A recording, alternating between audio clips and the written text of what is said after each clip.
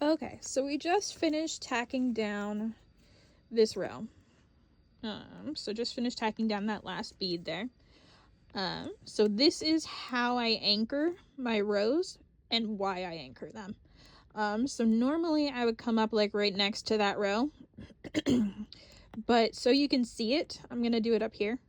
And your goal is to just make a little X.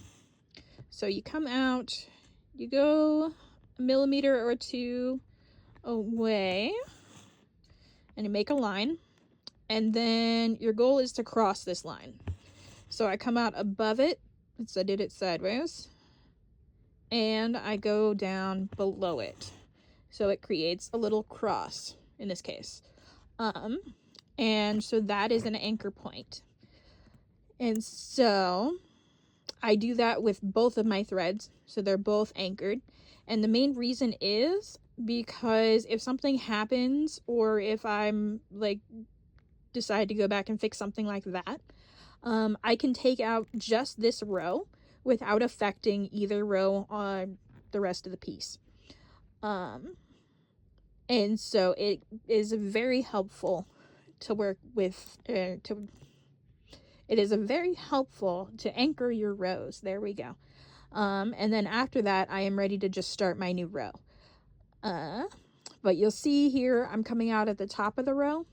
And so my choice is either to flip my entire piece upside down, which I do a lot. I'll just go down, then come out next one, and then flip it and go down, and then flip it and go back.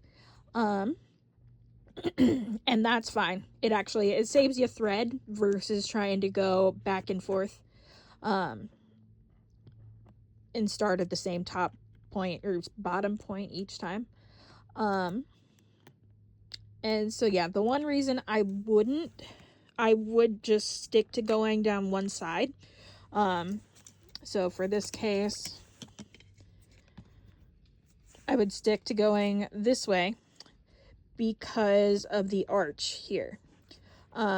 It's way easier to do spacing on your beads if you've got the beads right next to you.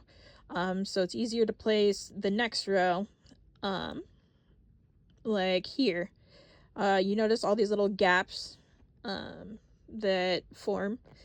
Well, it's easier if you're going with that bead right there, and then you would put that one there because it's already sitting right next to one, versus if I put that one there and then I have to figure out how to put or where to space it out to put that next one. And I oftentimes spend a lot of time taking out the row because I didn't space it right. So it's a lot easier to just finish a row, go a bead all the way up to the top, and then take my thread behind and go all the way down and come out down here. And so what I would do then is I anchor at the top where I ended, and then thread the thread down the back, and then come out down here, and then anchor it again down here. So it's not putting all that tension on the thread behind, because that can make your work bend and bulge. If you've got too much tension on it and whatnot, you don't have to worry about that if you tack it down, or if you anchor it at both ends, and then start tacking down your beads. So I hope that made sense.